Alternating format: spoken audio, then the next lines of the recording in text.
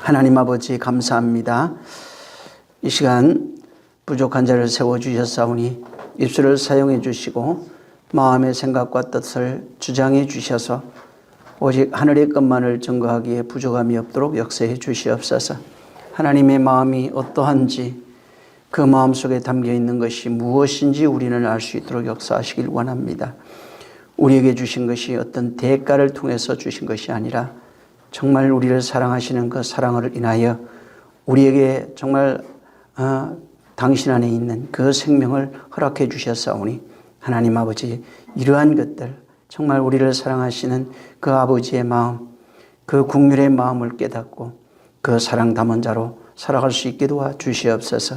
이 시간 시종을 주장하시고 여러 가지 모양으로 말씀을 듣는 심령들 일일이 기억해 주셔서 동일한 은혜와 능력 있게 도와주시옵소서. 성령으로 함께 하시기를 원하며 예수님으로 축복하고 기도했습니다. 아멘. 욥기 4장입니다.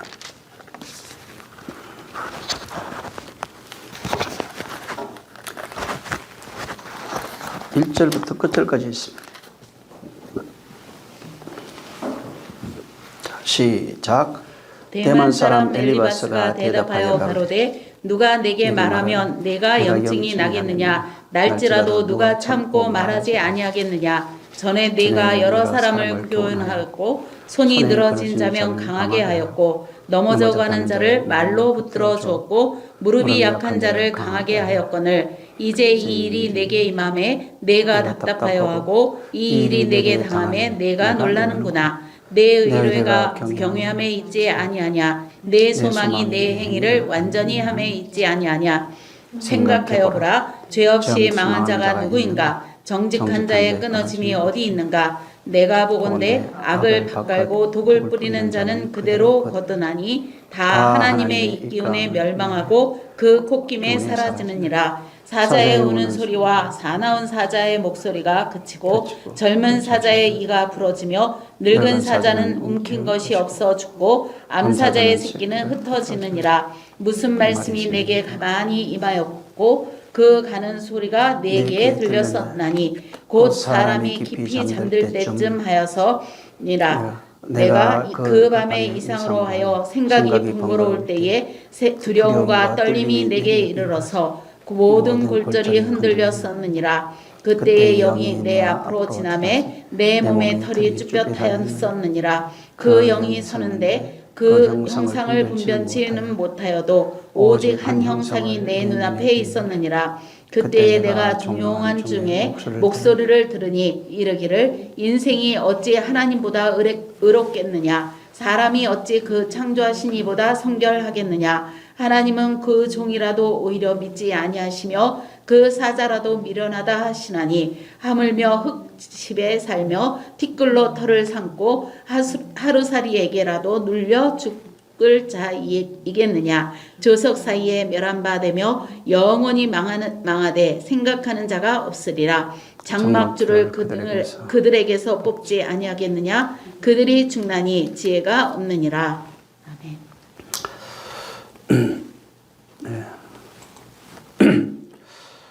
지난번에 그 욥기 1장, 2장 여기는 그 욥의 고난에 대해서 산문현식으로 기록이 되었다고 말씀을 드렸고 3장은 그 이제 탄식, 욥의 탄식이 있는데 이걸 이제 시적인 언어로 이렇게 표현이 되어 있습니다.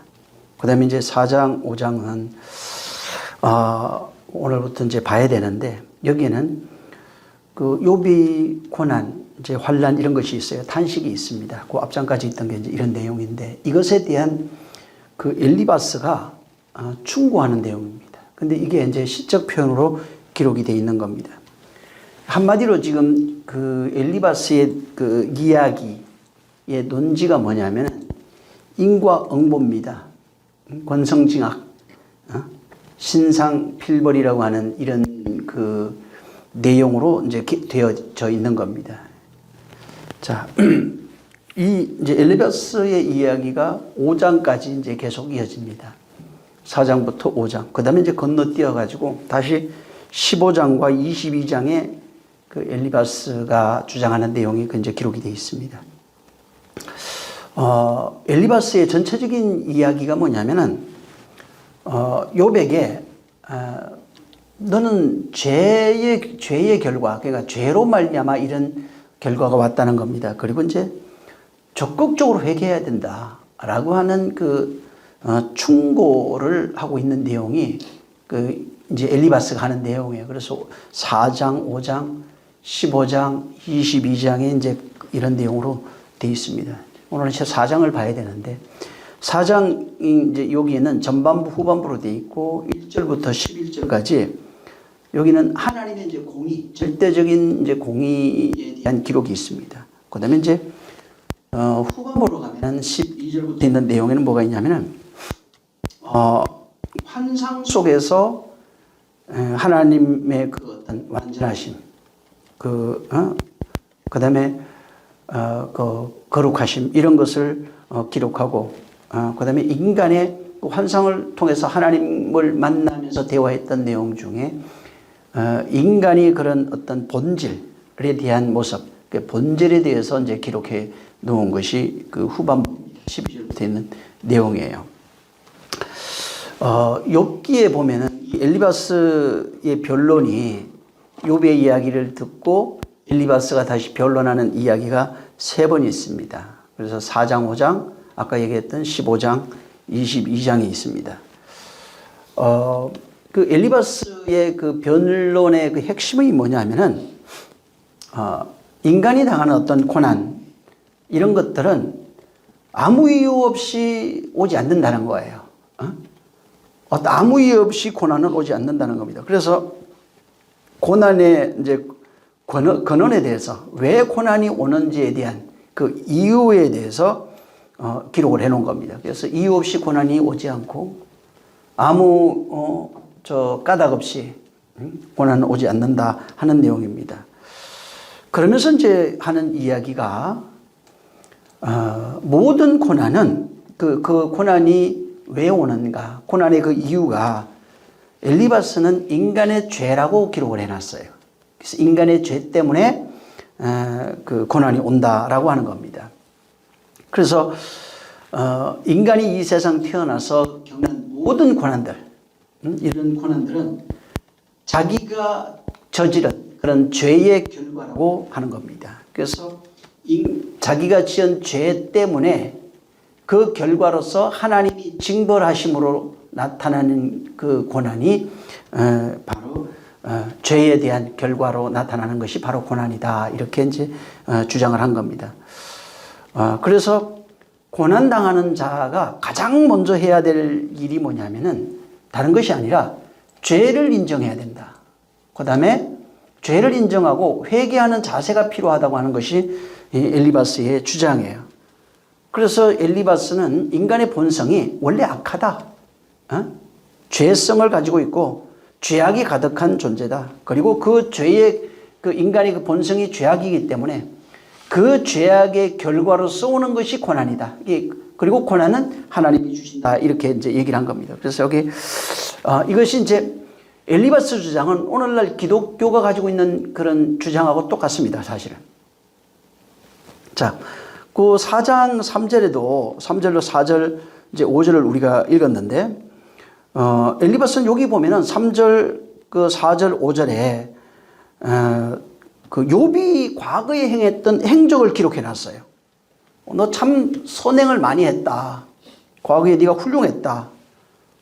그리고 참 그런 것들은 아주 그 너의 훌륭한 그런 모습이다라고 인정을 합니다. 이게 이제 3절부터 엘리바스가 욥을 변론하면서 얘기했던 것이 너 과거에 참 훌륭하고 어려운 사람들, 뭐 넘어진 사람들 이런 사람들을 보면은 네가 다 보살펴주고 그 다음에 세워주고 가르쳐주고 라고 하는 그런 참 너 과거에 그런 일들이 있었다. 참 훌륭한 모습이다라고 이제 그렇게 시작을 하면서 내용을 보면은 그 서두는 마치 이제 욥을 위로하는 것 같습니다. 욥을 위에서 뭐 말해주는 것처럼 그렇게 이제 그 변론이 됩니다.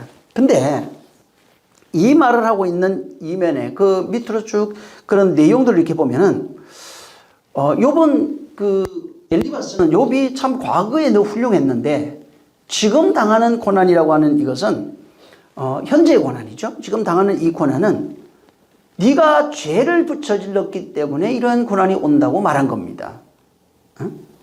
이 죄, 하나님은 심판하시는 분이고 네가 지금 고난 당하는 걸 보니까 네가 죄악 때문에 이것이 왔다는 겁니다.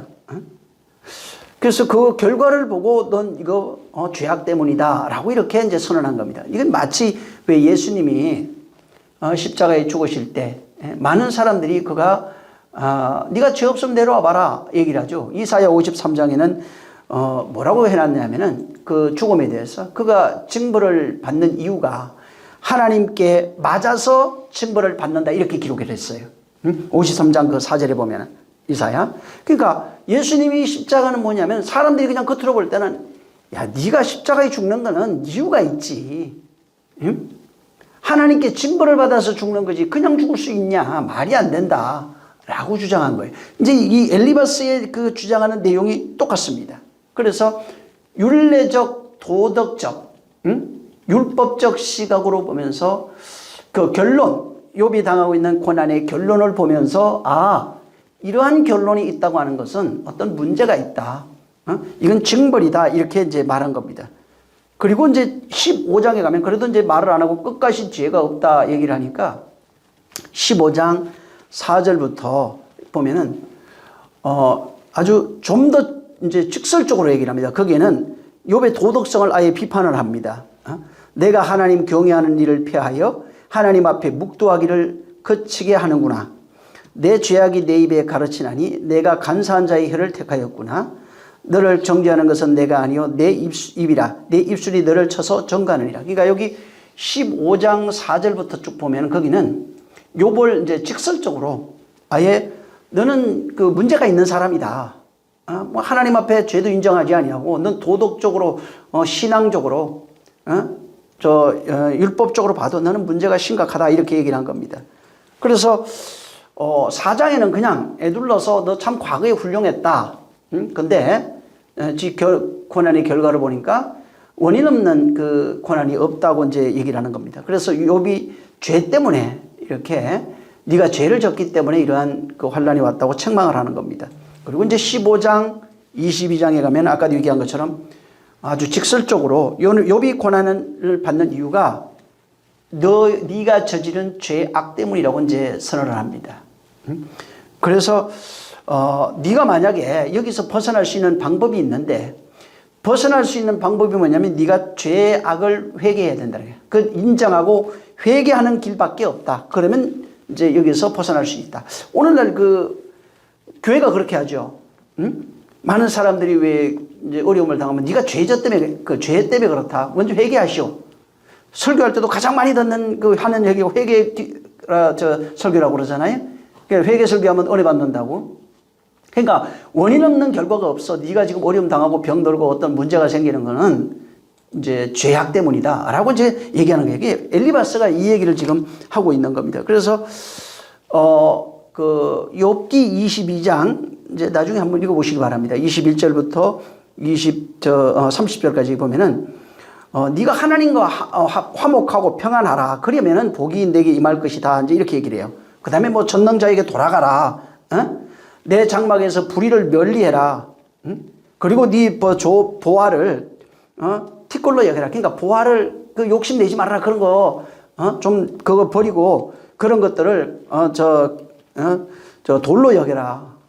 그러면서 이제 30절에 가면 무슨 얘기를 하냐면 죄 없는 자가 아니라도 건지시나니 내 손이 깨끗함으로 말미암아 건지심을 받는다. 이렇게 이제 그 주장을 했어요. 그러니까 아주 적극적으로 네가 지금 깨끗하게 회개하면 손 씻고 깨끗하게 이제 네가 회개하면은 너는 이제 하나님의 국률이 여겨서 거기서 복 있는 자가 될 수 있다라고 하는 겁니다. 여러분 욥기를 조금 이제 우리 개역 개정 이런 데는 조금 읽기가 좀 이렇게 어려워요. 근데 뭐 새번역이라든가 요새 공동 번역 현대어 성경 이런 것들 있죠. 이런 데 보면은 아니면 킹제임스도 좀 괜찮고요. 이런 거 보면은 조금 읽기가 상당히 편하고 이해하기가 쉽게 되어 있습니다. 그걸 한번 참고하시기 바랍니다.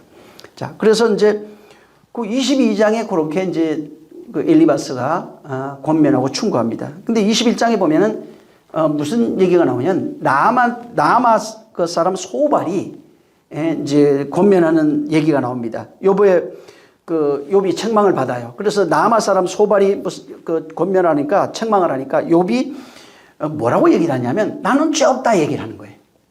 나는 무죄하다. 내가 죄 때문에 이런 어려움 당하는 게 아니다. 이렇게 주장을 하니까 이제 22장에 엘리바스가 5절부터 이제 11절에 욥이 죄에 대해서 세세하게 이제 비판을 합니다. 22장 그 앞에 5절부터 11절에는 아주 세세하게 조목조목 너 이렇게 잘못했고 저렇게 뭐 이렇게 이제 얘기를 하는 겁니다. 그 다음에 21절부터 30절에는 회개해야 산다. 회개하지 않으면 살 수 없다. 죄 사함을 받을 수 없다라고 이제 얘기를 하는 겁니다. 그래서 회개하고 죄 사함 받아야 돼라고 이제 권면하는 내용이 그 22장 21절부터 있는 내용입니다. 그래서 그 5절부터도 이렇게 쭉 보시면 내 악이 크지 아니하나 내 죄악이 극하니라. 내 악이 크지 아니하냐? 그러니까 작다는 얘기가 아니라 내 크지 아니야. 엄청 크다 너 죄악이. 엄청 크다. 너는 죄악이 극하다. 까닭 없이 형제의 물건을 볼모 잡으며 헐벗은 자의 얼복을 벗기며 가난한 자에게 물을 마시게 하며 구린 자에게 식물을 주지 아니하였구나. 이게 뭐가 꼭 그 예수 그리스도께서 당하신 어떤 그분이 진짜 오셔서 하시는 그 일에 대해서 역설적으로 이렇게 좀 돼 있어요, 여기가. 이것도 한번 읽어보시기 바랍니다. 자, 이제 4장인데 다시 돌아가서 4장의 그 12절부터 이제 11절까지 아까 얘기한 이제 그런 내용으로 돼 있고 12절부터 뭐가 있냐면은 환상을 얘기를 합니다. 여기에. 근데 욥을 이렇게까지 몰아붙이면서 3번을 강력하게 너 죄인이다. 너 회개해야 돼. 그러면 복을 받을 수 있어. 돌아갈 수 있어. 라고 그 욥을 강력하게 아주 책망을 합니다. 응? 그 확신이 있어요. 뭔가. 이 엘리바스는. 근데 그 책망했던 이유가 자기가 가지고 있는 율례적, 율법적, 신학적 기준 때문에 그런 거예요. 엘리바스가 가지고 있는 자기의 신앙관, 신학관, 율례관 때문에 이러한 확신을 가질 수 있었어요. 그 내용을 12절부터 써놓은 겁니다. 왜 그렇게 가질 수밖에 없었는지 엘리바스가. 그게 뭐냐면 환상 속에서 하나님의 음성을 들어요. 많은 사람들이 착각하는 것 중에 하나님의 환상을 들으면 환상을 보고 하면 그거를 정확하게 해석을 하면 좋은데 그렇지 못합니다. 그리고 환상을 봤다고 해서 어마어마하게 신앙 좋은 거 아닙니다. 무당도 환상을 봐요. 응? 환상을 봐서 구원받는 게 아니에요. 환상 봐서 구원받는 무당도 받아야 되겠죠. 응? 그 환상이 그 내용이 중요한 거예요. 응? 자, 그래서 거기에 이제 욥이 이러한 확신을 가졌을 수 있던 이유가 12절에도 보면 이제 뭐가 나오냐면 무슨 말씀이 내게 가만히 임하고 그 가는 소리가 내게 들렸다 이렇게 돼 있어요. 어떤 말씀이 내게 가만히 임했대요. 그리고 그 가느다라는 소리가 내게 뭐가 미세하게 들렸다는 겁니다. 이건 귀신의 소리도 들을 수 있는 거예요, 사실은. 자, 근데 어찌됐든 그걸 들었어요. 그리고 이제 깊이 잠들 쯤에 나와요. 곧 사람이 깊이 잠들 때쯤에 좀 그렇게 했는데 내가 그 밤에 이상으로 하여 생각이 이제 번거로워요. 이제 깊이 잠들 때쯤에 내가 그 밤에 본 환상으로 말미암아 생각이 많이 이제 번거롭다는 얘기입니다. 그래서 두려움, 떨림 이런 것들이 왔고 뼈마디가 흔들거렸답니다. 그때 영이 내 앞에서 지나가는데 내 몸이 털이 쭈삐쭈삐 이렇게 섰대요. 그러니까 이제 선 거예요. 그 영이 서 있는데 나는 그 형상을 알아보지도 못했어요. 오직 형상이 내 눈앞에 있었어요. 그러니까 형상은 뭐가 보이는데 뭔지 모르겠어요. 그때 조용한 목소리가 들리는데 사람이 어찌 하나님보다 의롭겠느냐, 사람이 어찌 창조주보다 깨끗하겠냐, 이런 식으로 이제 들린 겁니다. 그 내용이. 자, 욥이 아까도 얘기한 것처럼 이렇게 환상도 보고 정확하게 얼굴은 기억 안 나요. 어떤 형상을 봤습니다. 그리고 이제 그의 음성까지 이제 들은 겁니다. 그러다 보니까 그 본 것, 자기가 본 것, 들은 것, 그 다음에 자기가 가지고 있는 그 환상이 하나님에 대한 자기 확신으로 굳어져 있어요. 그리고 그 자기 확신, 이 확신이 자기 신학이 되고 신앙이 되는 겁니다.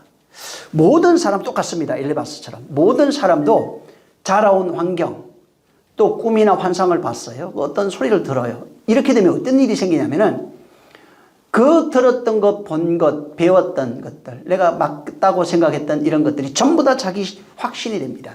하나님을 향한 확신이 돼요. 그것이 자기의 신학이 되는 겁니다. 그러니까 개인적 신념, 개인적 확신, 이런 것들로 자기 안에 굳어지는 겁니다. 그래서 엘리바스가 욥의 이야기를 듣고 그 고난에 대해서 변론한 이야기도 보면은 그가 경험한 내용이에요. 환상 봤어, 내가. 음성 들었어. 그 다음에 어떤 소리가 들리더라. 그러면서 그걸 가지고 변론을 하는데, 죄에서 이게 고난을 가지고, 그걸 가지고 고난이라고 하는 주제를 펼치면서 그 고난이 죄로 말미암아 왔다는 겁니다. 그리고 거기서 구원받는 길은 회개밖에 없다, 이렇게 얘기한 겁니다. 그래서 지금 엘리바스 신앙과 신앙 이런 걸로 이제 욥을 보니까 욥이 지금 현실에서 당하는 이러한 고난이 원인이 있다는 겁니다. 이유가 있다는 겁니다. 원인이라고 하는 것은 아까도 얘기한 것처럼 너의 죄악이라는 거예요. 이건 오늘날도 그대로 하고 있어요. 인간의 죄악이라는 거예요. 너의 죄악으로 말미암아 하나님이 징벌해서 바로 그러니까 죄를 지니까 하나님이 징벌하고 그 징벌의 내용이 너의 고난이라고 하는 그런 걸로 나타났다고 하는 겁니다. 그래서 그렇게 보면은 참 엘리바스는 자기가 가지고 있는 신학적 기준, 여기 그 4절 12절부터 있는 내용들을 보면은 참 그 지식적으로 굉장히 큰 사람이에요. 자기 나름대로 어떤 구원론을 만들고 또 그것들을 생각해내고 하는 겁니다. 그래서 그 4장 8절에 보면 한번 보세요. 거기 뭐가 나오냐면은 내가 보건대 이렇게 나와요. 내가 보건대 이렇게 나와요. 이 사람이 자기 경험 가지고 있던 그러니까 환상이죠. 이제 아까 얘기했던 환상이나 이런 여러 가지 경험들을 통해서 그가 가지고 있는 모든 그 근거가 지금 말하고 있는 근거가 자기의 경험이나 신앙이라 이런 것들입니다. 그래서 이 8절에도 내가 보건대 5장 그 27절에 보면은 우리가 연구한 바에 바가 이 같으니 그러니까 연구도 해요. 그러니까 공부도 하는 사람이에요. 공부도 하고 환상도 봐요. 그러니까 이런 걸 가지고 이 사람이 신앙의 어떤 체계와 신학의 체계와 그 성경 하나님 말씀의 체계화를 만든 사람이에요. 그러면서 이제 그게 확신이 될 수밖에 없었던 것이 4장 12절에 그 소리가 들렸어요. 그 가는 소리가 내게 들리는 거예요. 가는 소리도 들리지 환상도 보였지.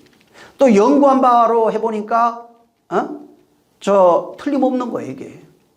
그래서 내 생각에는 이게 확실하다. 내가 하는 말이 확실하다는 겁니다. 그래서 이제 욥에게 네가 당하는 그 고난은 죄라고 하는 것이 직접적인 고난의 원인이고 그 원인으로 인해서 네가 지금 이러한 고난이라고 하는 결과를 가지고 있다는 겁니다. 그래서 만약에 네가 내 말을 잘 듣고 네가 죄를 인정하고 고백하고 회개한다면은 분명히 고난이 끝날 거다. 죄 아래 잉태하지 않은 사람이 없어. 너 고난이 끝날 거야. 그러니까 회개해야 돼. 라고 말하는 겁니다.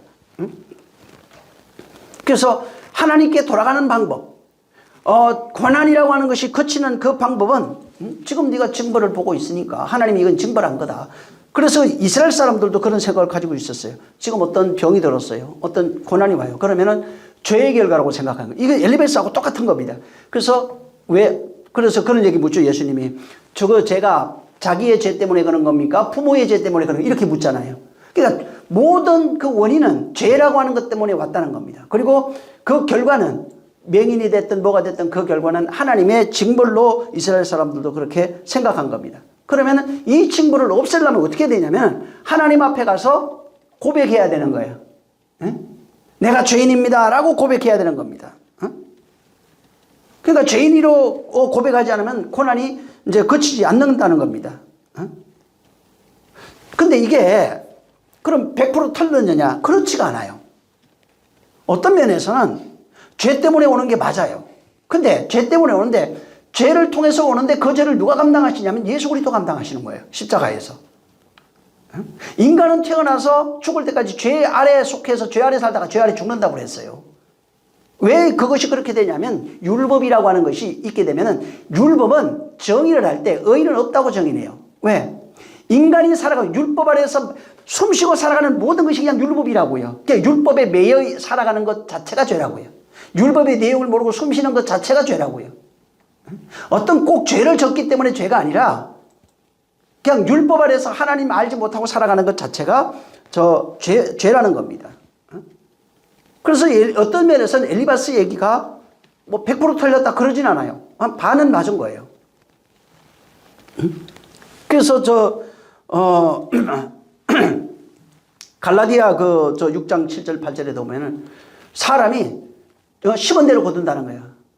선으로 심으면 선으로 거두고 악으로 심으면 악으로 거둔다고 그랬잖아요. 그러니까 이런 말씀들이 성경에 있기 때문에 사람들은 그거에 대해서 완전히 매이게 돼 있는 겁니다. 그러니까 엘리바스 주장이 터무니없는 게 아니라 결과, 그러니까 이스라엘 사람들이 가지고 있던 신앙관하고 지금 똑같은 내용을 말하고 있는 겁니다. 자, 근데 여기 엘리바스 주장에서 지금 그 흠이 좀 있어요. 그러니까 잘못된 가정이 한 3가지 정도가 나오는 겁니다. 자, 무슨 얘기냐면 첫 번째, 엘리바스 얘기라면은 선한 사람은 절대로 고난당하지 않는다 이 얘기예요. 그러니까 악인은 죄인과 악인은 고난 받는데 왜? 그건 하나님이 징벌받아서 그렇다는 거예요. 반대로 얘기하면은 선한 사람은 고난 받지 않는다. 근데 선한 것이 성경에 없다고 그랬잖아요. 그럼 모든 사람이 똑같은 고난을 받아야 되는 거예요. 그 다음에 아까도 얘기한 것처럼 욥이 고난받고 있는 것은 지금 현재 욥의 고난은 과거에 지은 어떤 죄 때문에 그렇다는 겁니다. 그러니까 네가 지은 어떤 죄, 너는 몰라도 어떤 죄가 있다는 거죠. 그 죄의 결과로서 형벌이 왔다. 이제 이런 고난이 왔다 얘기하는 겁니다. 자, 그래서 또 세 번째는 뭐냐면 지금 현재 고난당하고 있는 어떤 그 이유가 바로 그 네가 하나님 앞에 잘못된 일을 했다는 거예요. 같은 얘기인데 두 번째하고 조금 다릅니다. 두 번째는 너는 알지 못해도 과거에 어떤 일을 했기 때문에 알지 못하는 어떤 죄를 저질렀기 때문에 네가 이제 고난을 받고 있다 얘기하는 것이고 세 번째 이야기는 지금 너 현재 고난이라고 하는 것은 잘못된 일을 하고 있다. 네가 지금 어떤 잘못된 일을 행하고 있기 때문이다 라고 하는 내용이에요. 그래서 엘리바스 내용 이 3가지가 전부 다 이 내용으로 되어 있어요. 그래서 엘리바스가 악인은 그 죄인 악인은 반드시 심판받고 고난받게 되어 있다 라고 얘기를 한 겁니다. 그래서 엘리바스가 욥에게 무슨 얘기를 하냐면은 내 악이 크고 죄악이 아주 극하다고 말합니다.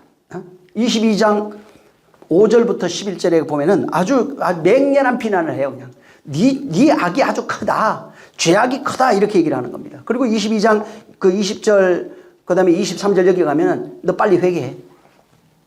너 빨리 회개해야 돼. 회개 안 하면 너 못 살아. 이렇게 얘기하는 겁니다. 자, 지금 그 욥이 가지고 엘리바스가 주장하는 내용은 굳이 기독교가 아니더라도 일반 종교, 그다음에 율례와 도덕, 유교 같은 데도 있는 내용이에요. 인과응보 이런 것들은 바로 권성징악 이런 거 있죠. 이런 것들은 이 세상에 기독교가 아니더라도 일반 종교라든가 뭐 양심이라든가 유교라 이런 게 다 있는 겁니다. 그래서 이 지금 엘리바스 내용은 선한 사람은 복을 받고 악한 사람은 저주받는다 이거예요. 기독교는 그게 아닙니다. 그래서 이 내용을 잘 들어보면 어떻게 되냐면은 인간이 의로운 행실, 선한 행실로 말미암아 구원받을 수 있다. 라고 하는 내용이 돼버리는 거예요. 그러면은 인간의 어떤 의로운 행실, 거룩한 행실로 인해서 바로 구원받을 수 있다. 그게 이원론적 구원관입니다. 두 개로 보는 거예요. 선한 사람은 복을 받고 악한 사람은 저주받고. 그러니까 율법적 시각이에요. 두 개로 보는 거. 선과 악으로 보는 겁니다. 선한 사람은 복을 받고, 선한 사람은 구원받고, 악한 사람은 심판받고, 저주받고, 사망에 이르고. 이게 저 이원론적 세계관이에요. 이렇게 하나님을 만약에 섬기게 되면은 하나님은 몸 밖에 있는 어떤 대상입니다. 그래서 내가 그분 앞에 그분이 원하는 어떤 선을 행함으로써 구원받는 거예요. 악을 행하면 심판받는 거예요. 이런 식으로 되어 있는 거예요. 그래서 이 구원과는 절대적 인간의 의가 필요해요. 인간의 절대적 의가 없으면 구원받지 못하는 겁니다. 그럼 이것은 하나님의 칭의가 필요가 없어요. 그리스도의 은혜가 필요가 없는 거예요. 우리 저 창세기 2장에 보면은 17절에 선악을 알게 하는 나무의 열매는 먹지 말라. 내가 먹는 날에는 정령 죽으리라고 그랬죠. 자, 우리가 알아야 될 게 성경에 있는 말씀들이 있어요. 그 창세기나 이런데 뭐 혹은 성경 전체에 있는 말씀들이 있는데 요거를 보여지는 대로 자, 선악을 알게 하는 나무의 열매는 먹지 말라. 내가 먹는 날에는 정령 죽으리라. 이렇게 문자 그대로 읽고 그대로 보고 그대로 지키면은 기독교 신앙은 큰일 납니다.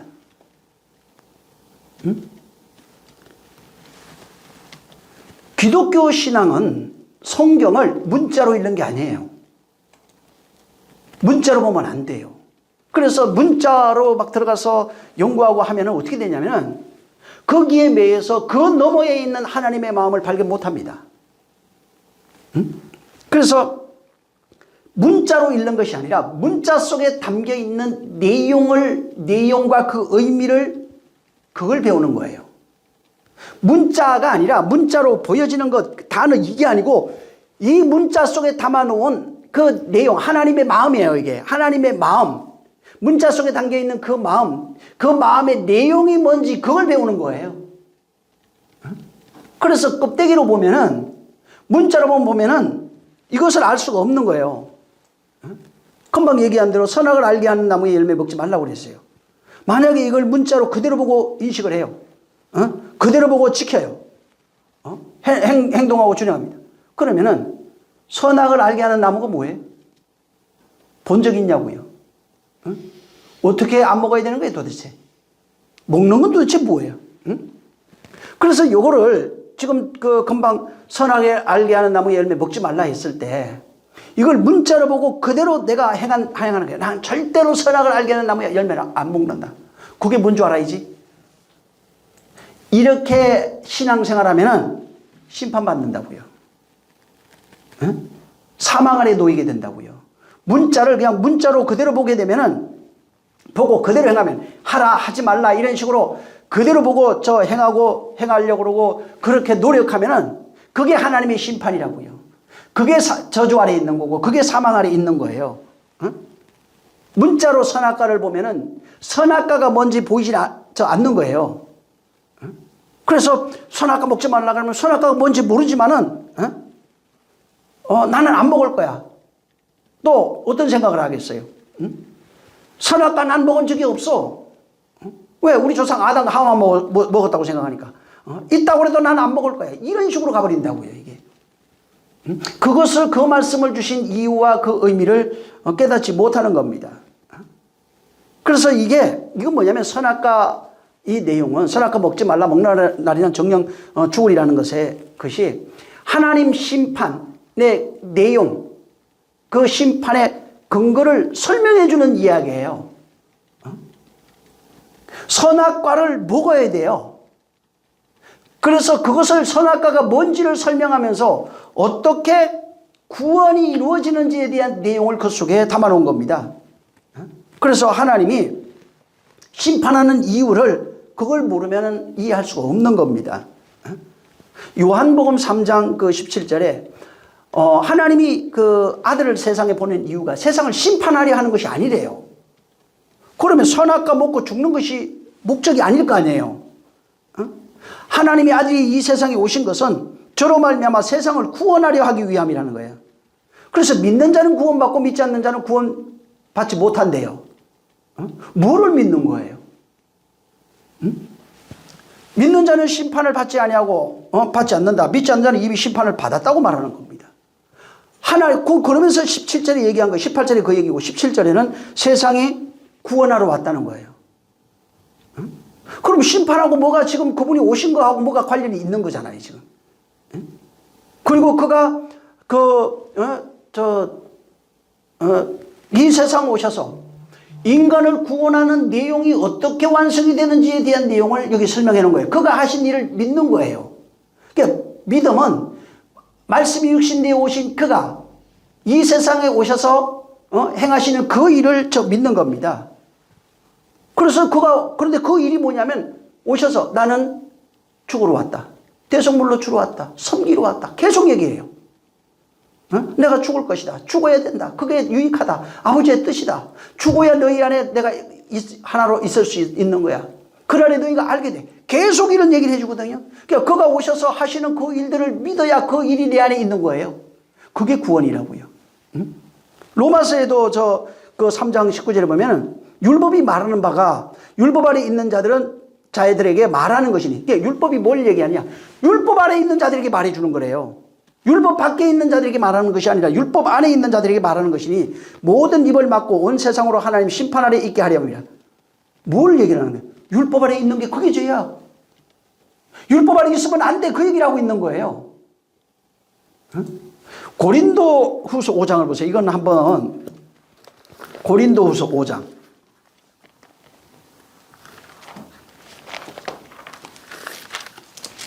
10절을 읽습니다. 사람들이 이 말씀 때문에 굉장히 오해하는 게 굉장히 많습니다. 지금 10절 시작.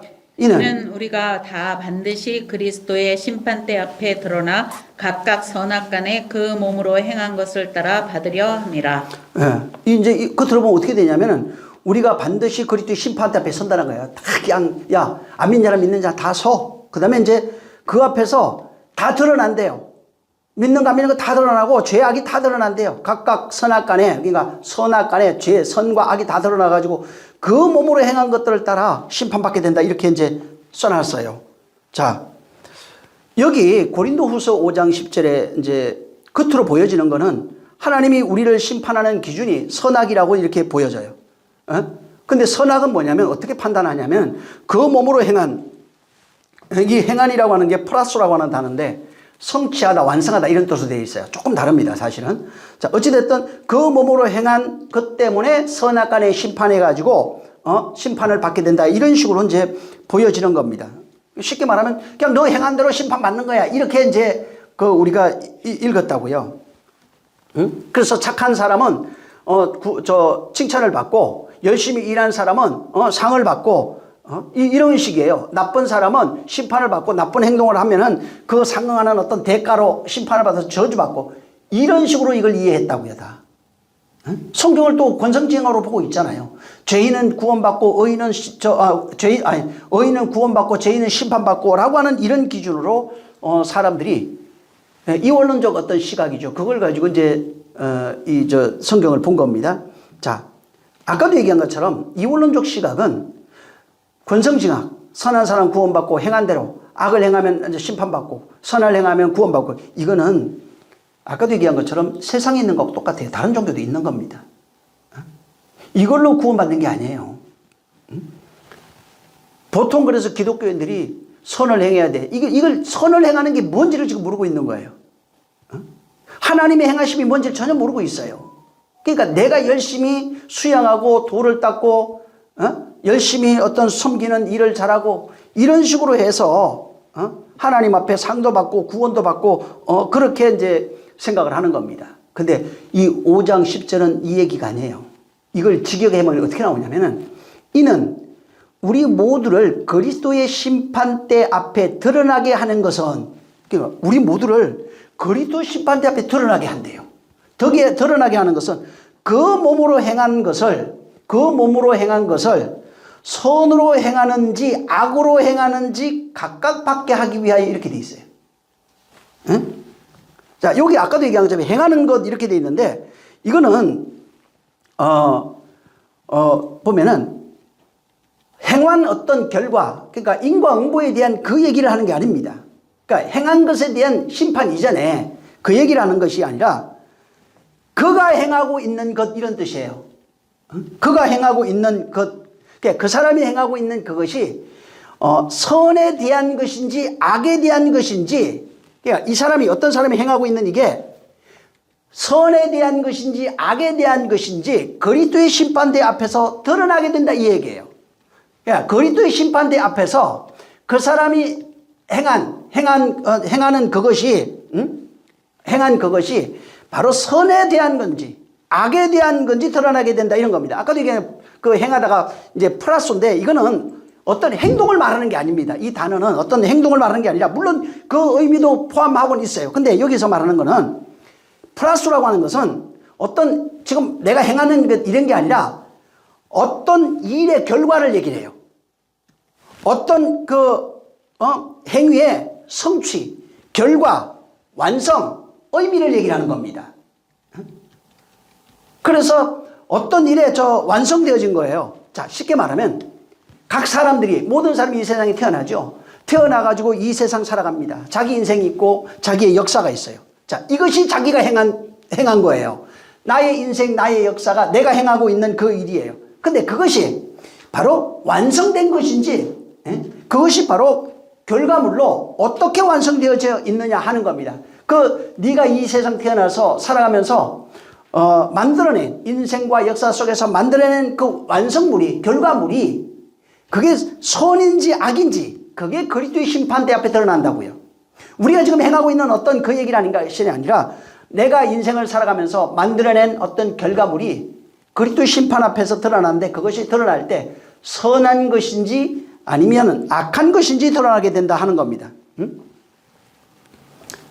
지금 우리가 하나님을 오해하는 것이 하나님은 인간이 어떤 버릇을 고치려고 하는 게 아닙니다. 인간이 어떻게 생각하냐면은 신앙생활 하면서 하나님 앞에 내가 살아가면서 내가 버릇을 좀 고치고 그러면서 이제 하나님으로부터 칭찬받을 만한 어떤 행동, 이런 것들을 이제 보이게 되면은 하나님이 칭찬할 만한 사람이면은 선한 사람, 하나님이 칭찬하지 못할 정도라면은 악한 사람.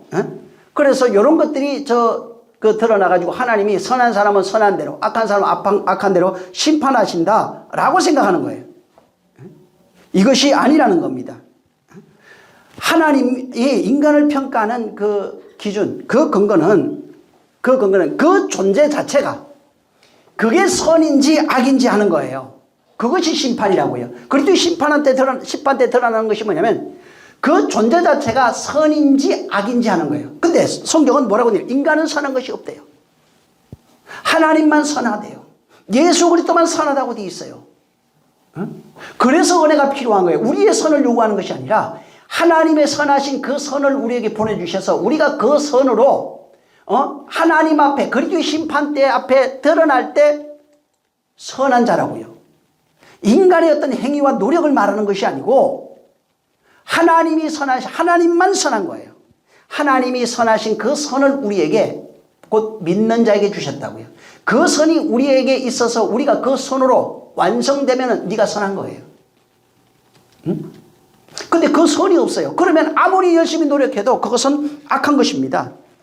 그래서 여기에 지금 고린도후서 5장 17에 여기는 그 선한 사람은 뭐 선한 행동을 하고 악한 사람은 악한 행동을 하고 그걸 묻는 것이 아니에요.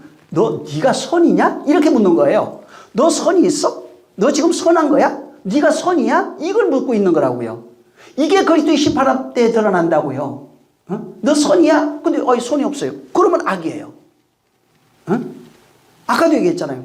하나님만 선한 거예요. 말씀이 선해요. 그리스도만 선하신 분이에요. 그 선을 어떻게 주냐? 은혜라고 하는 것으로 주신 거예요. 은혜로 주신 거예요. 어떻게? 복음에 담아서 은혜로 주신 거예요. 누구에게 줬냐? 믿는 자에게 주신 겁니다. 그래서 그 기독교의 어떤 그 신앙이 기독교가 추구하는 어떤 목표라고 만약을 한다면은 어떤 종교적인 일을 행하는 게 아닙니다.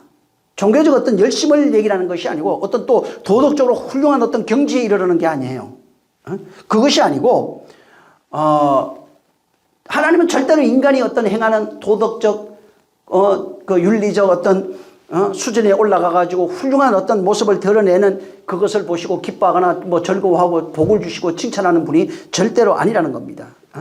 오늘 많은 교인들이 지금 착각하는 게 이렇게 내가 도덕적으로나 윤례적으로 어떤 행위로서 하나님 앞에 아름다운 모양을 드러내고 칭찬받을 만한 어떤 일들을 행해 가지고 자기 수양하고 봉사하고 하면서 하나님이 나에게 이렇게 하면 내가 칭찬받고 복을 받을 수 있다고 생각하는 겁니다. 그러니까 이거는 전부 다 뭐냐면 자기의 행위, 인간의 행위, 자기의 열심, 이것이 구원의 전제 조건이 돼버리는 거예요. 그럼 원해가 없어요. 그래서 내 열심히 행하여 구원받습니다. 기도 많이 해 구원받습니다. 헌금 많이 해.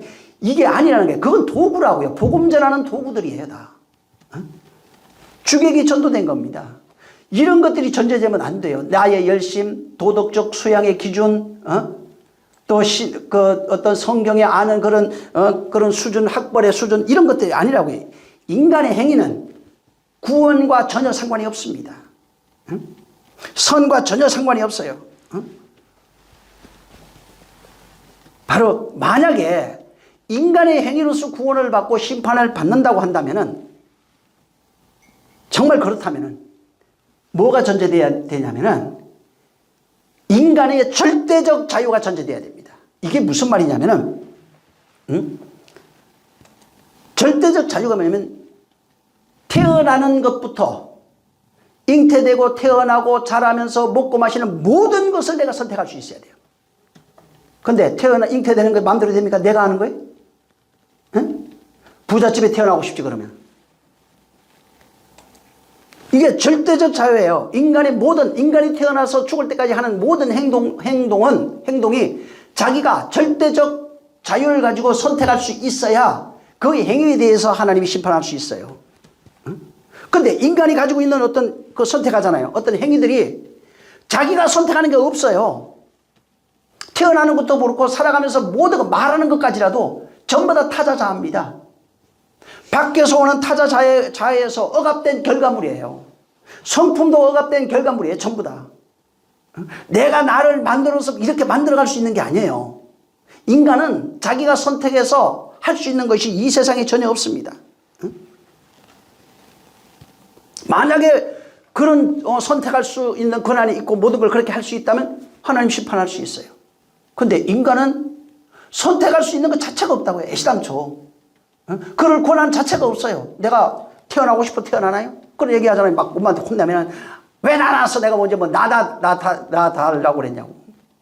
자기가 할 수 있는 게 전혀 없어요. 그럴 수 있다면 자기가 책임져야 되겠죠. 자기 인생 그 결과까지도 책임을 져야 됩니다. 책임이라고 하는 것은 절대적 자유의 결과에 대해서 책임질 수 있어요. 그런데 선택할 수 있는 어떤 것에 대한 절대적 어떤 자유가 없는데 자유가 없어요. 인간은 자유라고 하는 것 자체가 없습니다. 내가 자유의지 안에서 뭐 선택해가지고 그 선택의 결과로서 책임을 질 수 있겠지만 근데 그거 자체가 안 된다고요. 진정한 자유가 없다고요. 전부 다 반쪽짜리거든요. 먹는 것부터 뭐 공부하는 것부터 옷 입는 것부터 뭐 마시는 것부터 내가 선택할 수 있는 게 전혀 없어요. 어렸을 때 엄마 아빠가 다 해주는데 학교 가면 선생님이 시키는 대로 하잖아요. 회사 가보세요. 자기 마음대로 합니까? 출근하는 순간부터 자기 마음대로 하는 거예요. 집에 가도 마찬가지예요. 남편 눈치 보고 하고 아내 눈치 보고 하고 엄마 아빠 눈치 보고 다 하는 거예요. 자기가 할 수 있는 것이 없는 겁니다. 그래서 만약에 이렇다면은 문제가 심각해지는 거예요. 그러니까 지금 예수 믿는다고 할지라도 예수 믿는 것도 어떤 사람이 행위의 결과로 예수 믿고 심판이 두렵다면은 그러니까 지옥 가기 싫어서 예수 믿어요. 심판이 두려워서 예수 믿어요. 그러면은 진짜 하나님 믿는 게 아니에요. 이 사람은 하나님을 대상으로 믿는 거예요. 내가 이렇게 열심히 해볼 테니까 잘 섬겨 드릴 테니까 헌금 잘할 테니까 나한테 대가로서 구원 주시고 복도 주시옵소서 하는 겁니다. 그래서 내 결과적으로 얘기하면 자기의 어떤 필요를 채우기 위해서 내가 당신 믿어드리겠다는 거예요.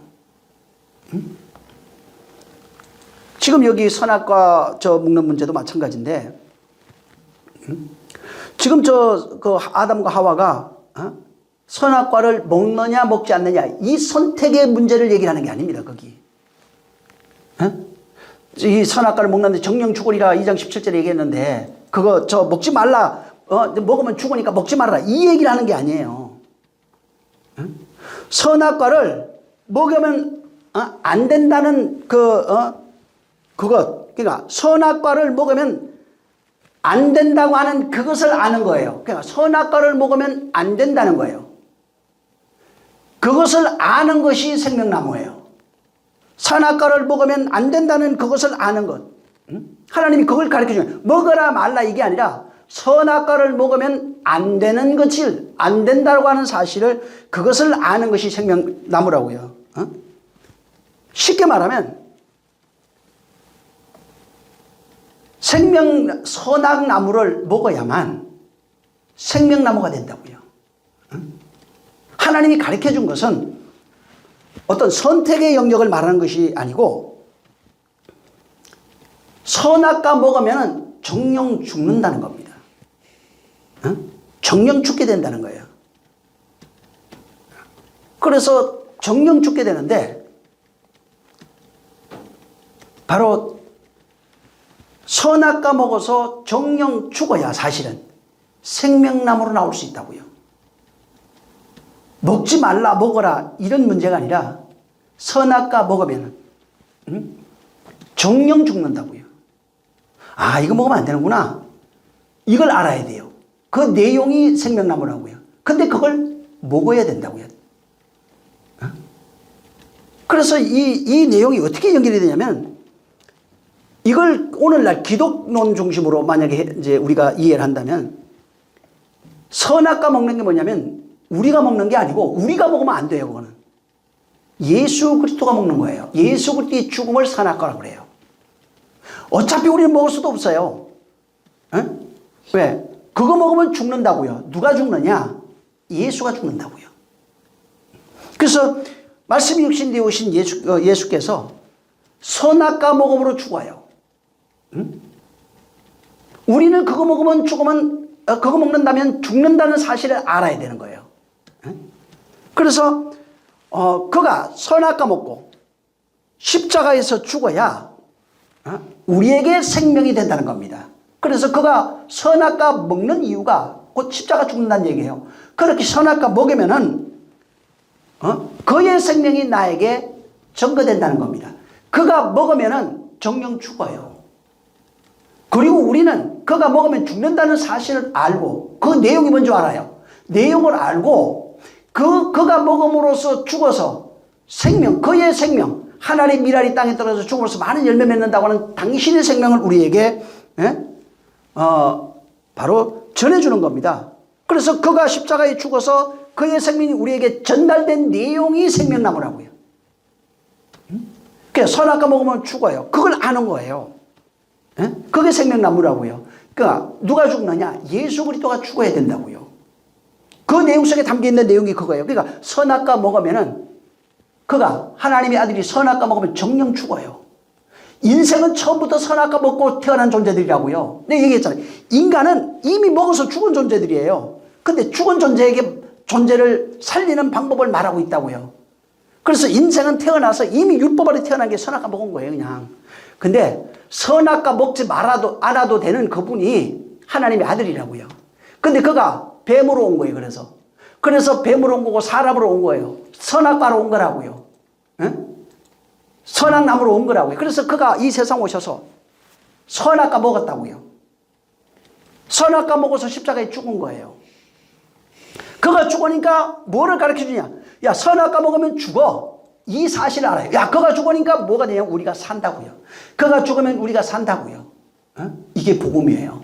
그래서 그가 죽고 그가 죽음으로써 우리에게 전해주신 그 생명을 우리에게 전해주심으로써 그 생명을 부여받은 전가받은 그 사람이 생명나무로 나오는 겁니다. 그 선악과 먹으면 죽는다고 하는 사실을 발견하고 그가 먹고 죽기를 기다린 거예요. 그리고 이 사실을 발견하고 기다렸다가 그가 죽음으로 우리에게 전가된 생명을 받음으로 생명으로 살아난 생명나무가 되는 거예요. 그래서 그거 안 죽으면 안 되는 겁니다. 그래서 내가 죽는 것이 너희에게 유익이라 이렇게 말해준 겁니다. 그래서 이게 사람들이 오해하면 안 돼. 내가 죽어서 생명 받는 게 아니에요. 그가 죽어서 생명 받는 겁니다.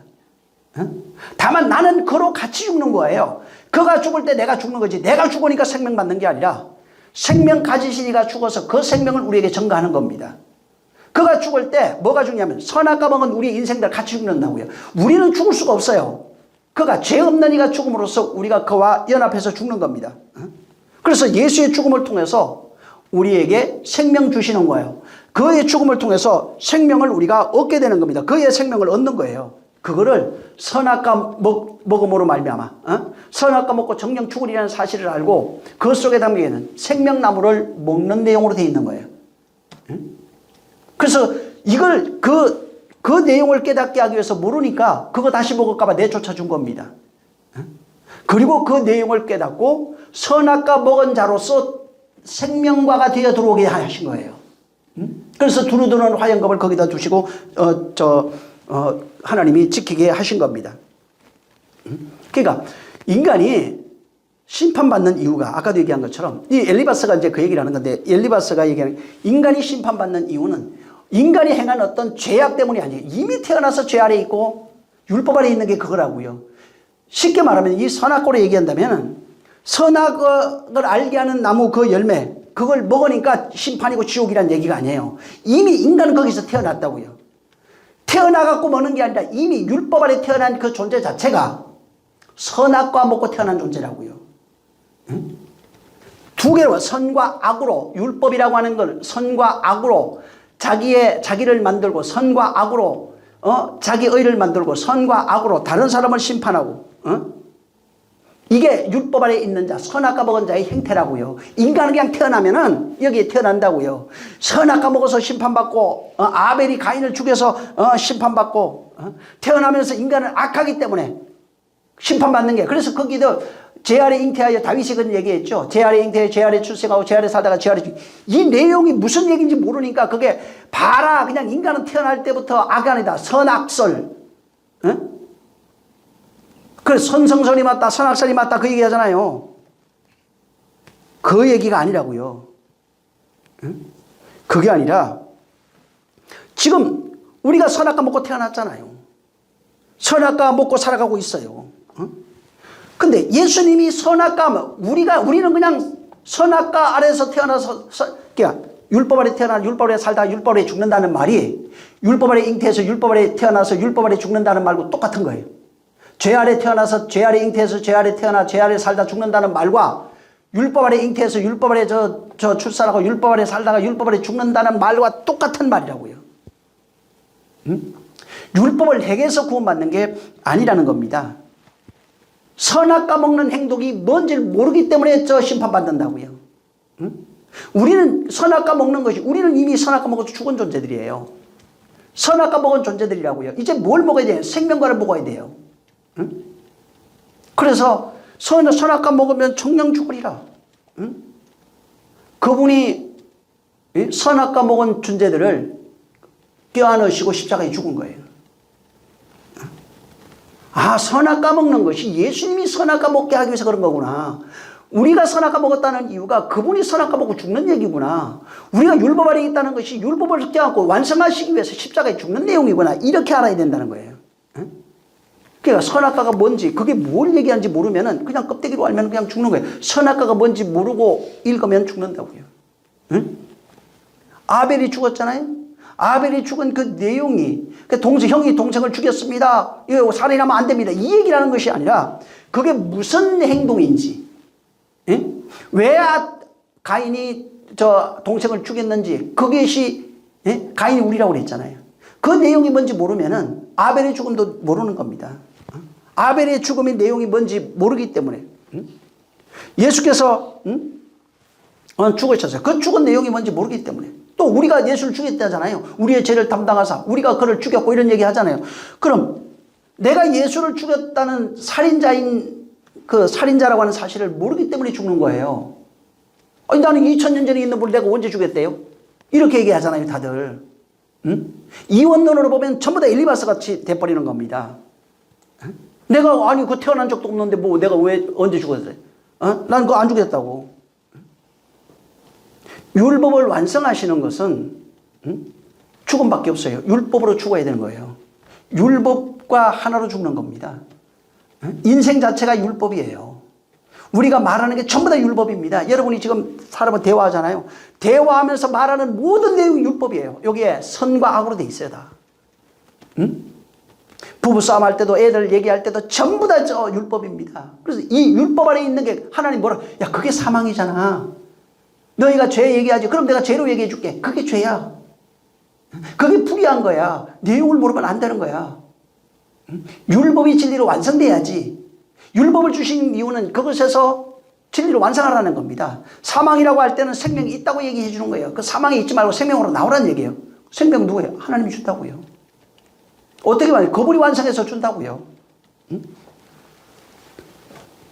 엘리바스 주장이 지금 바로 이 얘기예요. 지금까지 한 얘기. 엘리바스 주장은 잘못됐어요. 뭐가 잘못? 전부 다 두 개를 보는 거예요. 선과 악으로 인간의 행위와 의, 지켜야 될 것, 지켜야지 말아야 될 것, 좋은 것, 나쁜 것, 선한 것, 악한 것, 이런 식으로 보고 지금 욥을 심판하고 정죄하고 욥과 변론하고 있는 겁니다. 이런 상태는 엘리바스와 지금 오늘날 기독교인들의 모습이 똑같습니다. 그래서 하나님을 어디에 두냐? 대상으로 모셔놨어요. 옛날에 저 집에 사당 같은 거 있었고, 우리는 저 뭐 정한수 떠놓고 했던 것도 있는데, 중국 가면은 여기 조그마한 사당을 집집마다 해놨어요. 옛날 집들을 보면. 오늘날 교인들은 그건 안 했는데, 교회당에 앞에 다 해놨어요. 자기 집에다가 십자가 해놓고 다 해놨어요. 그러면서 그 몸 밖에 있는 그분, 교회당에 십자가에 걸려있는 그분, 자기 집에 십자가와 성경책 위에 놓아준 그분, 그분을 전부 다 저 섬기는 거예요. 그러니까 이원론이에요. 그분과 나 따로 있어요, 다. 그리고 하나님은 어떤 분이야? 선악으로 판단하시는 분이에요, 다. 행위로 판단하시는 분이에요. 그래서 선한 행실을 해야 돼요. 구원받으려면 선한 행실을, 복받으려면 선한 행실을 해야 돼요. 근데 성경 잘 보면 말씀으로 돌아오라, 그게 복이라고 수없이 얘기하고 있거든요. 뭐가 좀 안 맞잖아요. 바로 이원론은 다른 게 아니에요. 엘리바스처럼 오늘날 기독교인들이 두 개로 보는 거예요. 하나님 따로, 나 따로. 하나님은 선한 분, 나는 악한 자. 하나님은 복의 근원, 나는 저주의 근원. 하나님은 행한 대로 갚는 분. 그러니까 내가 착한 일을 하면 복을 주시고, 악한 일을 하면 고난을 주시고, 이런 식으로 보는 겁니다. 그래서 이렇게 만약에 이렇게 하나님을 몸밖에 두면은 그것 자체가 저주예요. 영원한 저주입니다. 그것 자체가 영원한 지옥이에요. 그게 바로 어둠이에요. 하나님과 하나로 있지 못하는 그게 어둠이에요. 그래서 예수님이 그러잖아요. 내가 빛이다. 내가 떠난다. 이제 세상에 어둠이 오거다. 응? 내가 낯이니 나와 같이 다니면 어둠에 다니지 않는다. 그러니까 그분과 하나로 있지 못한 뭐가 어둠이라고요. 그게 지옥이라고요. 그게 사망이라고요. 응? 그게 저 더러움이라고요.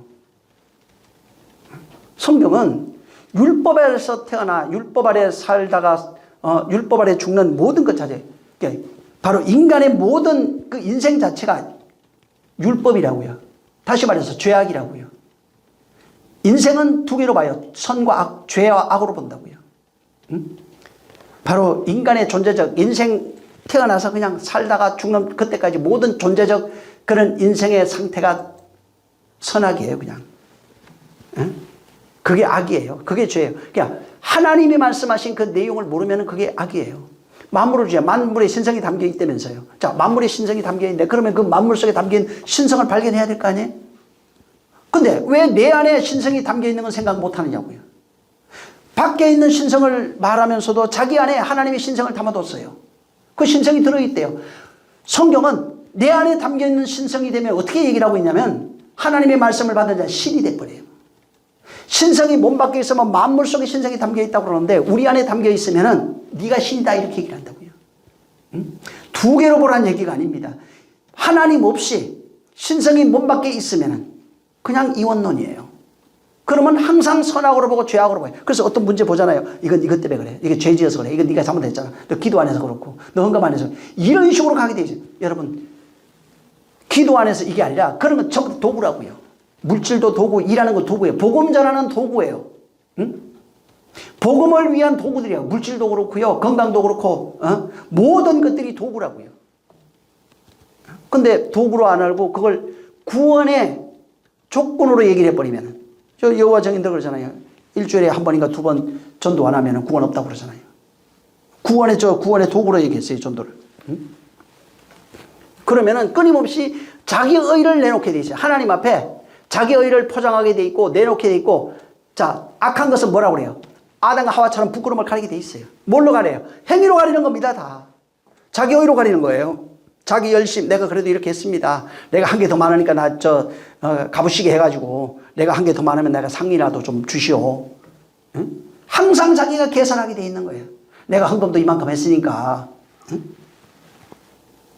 절대로 이원론으로 보면 안 됩니다. 기독교는 이원론이 아니에요. 다른 사람을 이원론으로 보면 안 돼. 이원론으로 보고 있는 것 자체가 넌 이래서 안 되고 저래서 안 되고 이것 자체가 그 사람이 이원론이에요. 하나님이 없다는 얘기입니다. 응? 하나님이 없으니까 두 개를 보는 거예요. 자기의 선악으로 판단하는 거예요. 응? 끊임없이 뭘 얘기를 해요? 너 이렇게 해야 되고 저렇게 해야 되고. 이원론이에요. 행위예요. 복을 받으려면 이렇게 해야 돼 저렇게 해야 돼. 응? 이렇게 열심히 해야 되고 저렇게 열심히 해야 돼. 여러분, 우리의 행위로 말미암는 의 있잖아요. 이게 부질없다는 얘기가 아니에요. 필요해요. 근데 그건 구원의 조건은 아니라고요. 구원의 조건은 은혜밖에 없어요. 응? 은혜만 있는 겁니다. 하나님이 주신 은혜, 예수 그리스도로 말미암는 은혜만 있는 거예요. 믿는 자에게 주시는 은혜만, 그것이 하나님의, 그게 구원의 열쇠예요. 그래서 믿음으로 말미암아 우리에게 구원을 주시는 그 하나님, 그 사랑을 좀 발견하라고요. 두 개로. 지금 엘리바스는 착각한 게 자기가 그래도 환상 봤어요. 환상 보면서 나 대단한 사람이야. 그리고 음성도 못 들어봤어요. 음성의 내용을 몰라. 뭐를 지금 계시하고 있는데 그 내용을 전혀 모르고 있는 거예요. 두 개로 보고 판단하라고 준 계시가 아니라고요. 판단하라고 준 환상이 아니라고요. 예수 그리스도가 어떻게 오셔서 죽고 부활하시는 뒤에 내용들이 거기 들어가 있어요. 그거 어떻게 고난받는지에 대한 내용이 거기 있어요. 어떻게 죽어야 되는지에 대한 내용을 거기 환상 속에 해놓은 거예요. 12절부터는. 근데 그게 아니라 그걸 가지고 뭘 했냐면 자기 신학을 만들어버려요. 환상을 보는 사람들이 조심해야 될 게 자기 신학을 만들어요. 응? 뭐 음성 미세하게 들리는 거 가지고 자기 의를 만들어버려요. 우리는 얼마나 많습니까, 이게. 하나님이 뭐 말해줬다고, 뭐 봤다고. 응? 하나님이 이렇게 얘기해. 이거 하면 안 됩니다. 응? 그것도 전부 다 만약에 맞아도 나에게 하는 얘기지 남한테 하는 얘기가 아니라고요. 나를 바꾸시기 위해서 하나님이 끊임없이 내게 말씀하는 내용들이에요. 근데 그것들에 미혹돼가지고 다른 사람을 종으로 만들잖아요. 그게 저주입니다. 그 사람도 죽고 당하는 사람도 죽고 이래저래 서로 그냥 몰라서 죽는 겁니다. 그래서 성경이 뭐라고 그럽니까? 너희가 하나님을 아는 지식, 나를 아는 지식이 없어 망한다. 하나님을 좀 알아라. 힘써 좀 알아라. 응? 욥의 고난은 성도의 고난과 똑같은 겁니다. 욥의 고난이나 성도의 고난, 우리가 당하는 고난, 욥이 당하는 고난 똑같은 겁니다. 바로 하나님의 주시는 은혜 받는 과정, 은혜 속에서 은혜 받은 자들의 그런 당연히 겪어야 될 의인이 되기까지, 선한 자가 하나님 말하는 선이 되기까지, 구원이 되기까지 당연히 아주 필연적으로 겪어야 할 과정일 뿐이에요. 그래서 고난이라고 하는 것이 거기에 고난을 통해서 끊임없이 말하고 있는 겁니다. 이 내용이 어디도 비슷하게 나오냐면 그 바로 있잖아요. 바로를 강팍하게 하자. 강팍하게. 이게 사랑이에요. 깨달을 때까지 예? 깨달을 때까지 반복적으로 계속 말해주는 겁니다. 그래서 못 깨달으니까 그럼 장자 죽자. 응? 그래서 내가 네 장자 죽고 내 장자 죽자. 네가 죽어야 나도 죽어. 같이 죽자. 그 얘기로 마무리해놨어요. 그러면서 같이 끌고 홍해가 들어갑니다. 같이 죽으러 무덤 들어가겠다는 거예요. 응? 근데 그걸 강팍하게 하니까 자꾸 마음이 악해가지고 좀 말을 안 듣고 이 얘기가 아니에요. 과정이라고요. 10으로 완성하시는 그 과정, 구원하시는 내용을 거기다 펼쳐놓은 겁니다. 응? 그래서 욥이 겪는 이 고난은 성도가 겪어야 되는 그 고난들이고, 그 고난을 통해서 하나님이 만들어가시는, 의인으로 만들어가시는 그 내용이 그 속에 들어가 있는 겁니다. 그래서 은혜 받아야 되는 거예요. 은혜 받지 못하면 아무것도 할 수 없는 겁니다. 이 엘리바스는 자기의 신학관, 자기의 어떤 주관, 이런 것들이 자기의 의가 돼서 이것을 가지고 욥을 판단하고 있었던 거예요. 근데 하나님은 욥을 의인 만드는 과정 속에 뒀던 겁니다. 그걸 나중에 가서 깨닫게 돼요. 그래서 엘리바스가 나중에 회개하게 되는 겁니다. 응? 왜? 몰랐던 거예요. 나중에 알고 보니까 내가 알지 못하는 것을 말하니까 똑같은 얘기를 하게 되는 거예요. 이 시간 기도할 때 주여 정말 내가 이원론적 시각으로 하나님을 섬기지 않도록, 이것은 하나님 몸 밖에 있는 겁니다. 그가 내 안에 계시 하나로 있어야 되는 겁니다. 지금 욥이 당하는 고난은 그가 하나로 있으면서 겪는 옛사람이 죽는 경험을 전부 다 욥의 고난으로 해놓은 겁니다. 이러한 경험이 우리 안에 있어서 그때는 엄청나게 큰 환란이라고 그랬잖아요. 마태복음 24장에도 얼마나 괴로운 환란인지 어렵다고요. 근데 그 환란을 통해서만 완전하게 나올 수 있는 거예요. 그걸 계시록에도 그렇게 펼쳐놓은 겁니다. 기도하겠습니다. 주여 정말 이와 같은 고난, 하나님의 의도, 하나님의 뜻을 우리가 발견해서 바로 그리스도인으로 온전히 세워져 가게 해달라고 기도합니다. 좋으신 하나님 감사합니다. 우리 영혼 붙잡아 주셔서 엘리바스가 정말 자기의 어떤 의의 신학, 자기가 경험했던 모든 주관 이런 것을 자기의 신앙관을 가지고 욥을 책망하고 견책했지만, 그러나 그 잘못된 신앙관, 이것을 우리에게 말씀하시고 보여주신 것은 오늘날 이렇게 엘리바스처럼 살아가고 있는 인생들의 모습을 보여주시고 거기에서 빠져나오라고, 돌이키라고 말씀하시는 것들이 이와 같은 역사에 있도록 우리를 모두를 축복하여 주시옵소서. 오직 은혜 받고 은혜로만 살아가는 자 될 수 있도록, 나는 의가 없다고 바울이 고백한 것처럼 그런 정말 은혜로만 사는 자 되게 하여 주시옵소서. 성령이 함께 하시기를 원하며 예수님으로 기도했습니다. 하늘에 계신 우리 아버지여, 이름이 거룩히 여김을 받으시오며 나라에 임하옵시며 뜻이 하늘에서 이룬 것 같이 땅에서도 이루어지리이다. 오늘날 우리에게 일용할 양식을 주옵시고 우리가 우리에게 죄의 진자를 사하여 준 것 같이 우리 죄를 사하여 주옵시고 우리를 시험에 들게 하지 마옵시고 다만 악에서 구하옵소서. 나라와 권세와 영광이 아버지께 영원히 있사옵나이다. 아멘. 성령의 역사하여 주시옵소서. 주님이 도와주시옵소서. 사랑하는 자들 정말 욥의 고난 겪게 하시옵소서. 모든 영광 하나님께 돌립니다. 수고 많이 하셨습니다.